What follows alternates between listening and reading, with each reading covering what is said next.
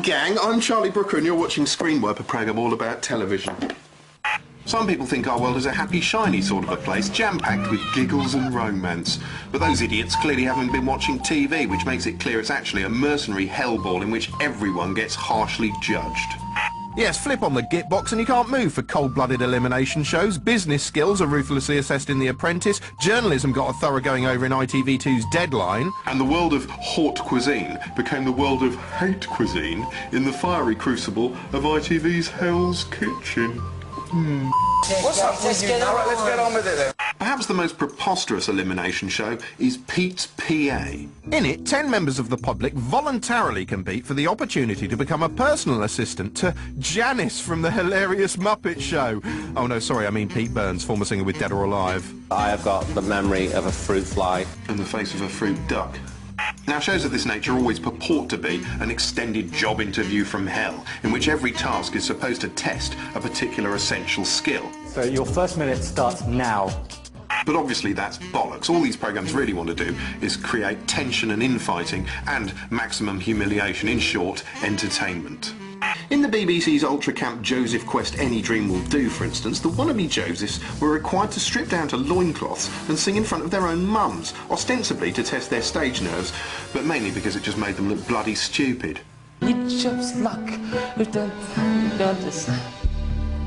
This would have been even better if instead of their mums it had been one of their uncles sitting in the front row masturbating. Anyway, Pete's PA is even more low rent than that. The contestant's first proper task is to scrabble around in a load of rubbish looking for Pete's discarded lipstick. This is a way of finding out just how far a PA will go. You know, I think it's worth taking a moment just to remind you what we're looking at here. This is genuine members of the public literally scraping through rubbish for the chance to become Pete Burns' PA. If you ever wondered what it would look like if human civilization had a complete nervous breakdown, well, there you go. I was very pleased when I found the lipstick in the food. It's like, yay, the lipstick. Eventually, of course, someone has to get the chop, so Orville's elegant aunt gathers the contestants together and unceremoniously fires the sole sensible candidate on the basis that she displayed a glimmer of free will. I think it's going to be difficult to relate getting things from a bin to becoming your PA. You never tell me what the job involves. You have to do as you're told, and you don't question. When I want your opinion, I'll tell it to you. Anyway, since everyone else is doing it, we figured we'd try and make our own ruthless elimination show in a frankly absurdly tight time frame and on our pathetic little budget, in order to show you just how much backstage engineering can go into making a show of this nature. What follows is what we came up with. Obviously, the first thing we need to make our elimination show is some contestants to eliminate. And what we're looking for is some who'll make for good TV, which is a horrible phrase, but there you go. We held auditions on a Saturday morning in London's glittering Shepherd's Bush. The audition process was fairly straightforward. The executive producer Derek McLean, series producer Zoe Tate, and most importantly me, kicked off by interviewing each potential contestant individually. This should give us a quick indication of who's boring and who isn't. Nice to meet you, I'm Shaz. I'm Charlie. Nice to meet you, I'm Shaz. And I'm Derek. How are you? Nice to meet you, I'm Shaz. That's 3 times you've told us your name. All right. What's your name? Shaz. Brilliant. You describe yourself as an entrepreneur. I always have ideas buzzing around in my head and too many for one head to carry. For instance, Barry here struck us as pretty dull, whereas Steve seemed larger than life. What's that about? I just fancied the 360s. Okay, slightly terrifying, but there you go. He's certainly a character, isn't he? Jo impressed us with her steely, straight talking. What sort of person annoys you? Someone who's very intelligent, but well, I'm not aiming this at you, but doesn't you? I don't think they have to sometimes be as debased as they can be. I mean, you're very funny. And I swear too much, is this what you're saying? She's ballsy. Yeah. What we need is ruthless people. How ruthless can you get? Very ruthless. You said that like a killer. Yeah. Or funny ones like cuddly fun bundle Shaz. How do you cope with surprises? Sorry, that was a joke. I think her and Jo, was it? Yeah. Are gonna immediately. Based on the interviews, we were pretty sure our 3 contestants would be Steve, Shaz and Jo. But then our opinions changed when we set them a group task. Barry, who we thought was dull and meek, suddenly came to life, becoming extremely competitive and outspoken. Oh, Mummy, look, there's Squizzy.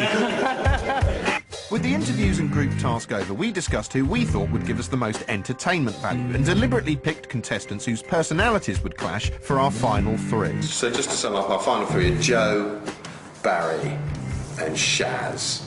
Can't wait. What you want from a good elimination show contestant isn't skill or competence, but character. And by character, I mean copper-bottomed cockitude. Let's take a look at some choice examples.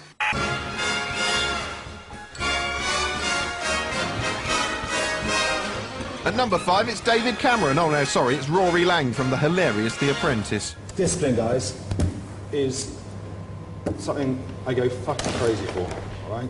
Oh yeah, and you don't want to make Rory crazy because he goes f***ing mad.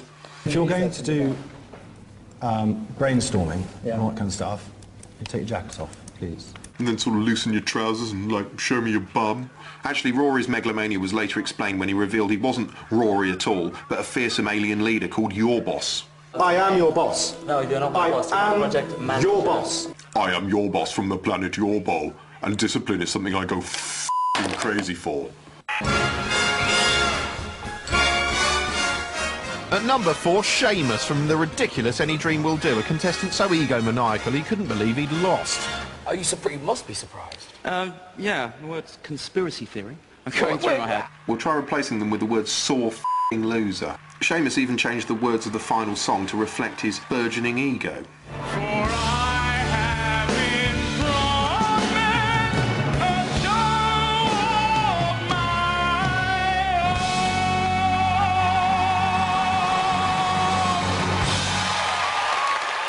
Yes, he changed the lyric from Land of My Own to Show of My Own. And because it went out live, we got to hear one of the judges expressing their surprise. What the fuck? At number 3, terrifying Katie Hopkins makes The Apprentice even more spine-chilling. For a global business consultancy, I've got a gold card for BA. Oh, Miss Hopkins, those pale blue eyes go wonderfully with your weird pink cheeks. At number 2, redefining arrogance for the 21st century, it's prime X-Factor twat Ridian. Wouldn't it be amazing to use my God-given talent and sing around the world? I want #1 singles, albums. On the back of that, in the future, I'd love to be knighted. I'd like to meet the Queen through my music. Oh, why stop there? Fly into space, conquer some new worlds. You know, Ridian's a real f***ing bloody yeah singer, by which I mean you can insert the words f***ing bloody yeah into anything he's singing and it improves it. Watch. Down on my knees and I start to pray till the tears run down from my eyes. Ooh, bloody yeah! Somebody, ooh, somebody, can anybody find me? Bloody yeah! Somebody to bloody yeah!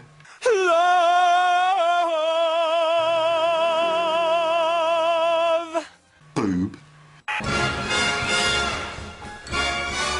At number 1, Jim Davidson. And what's cooking in the fearsome Hell's Kitchen? Smells like homophobia stew. A lot of shirt lifters have the same face, don't they? I say shirt lifters, that's really weird. I don't care. Yeah, chucking a few chalky white jokes for good measure. Gay men have the same look. Some gay men have a look. What look? Yeah, because they've just spotted you in the room, you tit. Anyway, our contestants are bubbly Shaz, icy businesswoman Joe and wild card Barry. Having chosen our cast, our next step is to plan the task. There are lots of things we need to take into account. Practical issues such as how many cameras we've got, the fact that we've got no money to do it, and the need to get permission from where we're filming. For the task itself, we need something that's going to create tension amongst the contestants. Eventually, we settle on a shopping task based around the traditional wedding gifts of something old, something new, and so on. This should give them plenty of opportunity to misinterpret what we're after and hopefully cause a row. After recceing several locations, we finally settle on London's Pontsy Northcote Road. Following a week of strategising and preparation, the shoot finally gets underway, albeit later than anticipated. I overslept. We're shooting our introduction, in which I set the challenge and hopefully put the fear of God into the contestants by adopting the role of a bastard in suitably impressive attire. What am I doing? Finally, we're ready to go. Our ruthless elimination show starts now.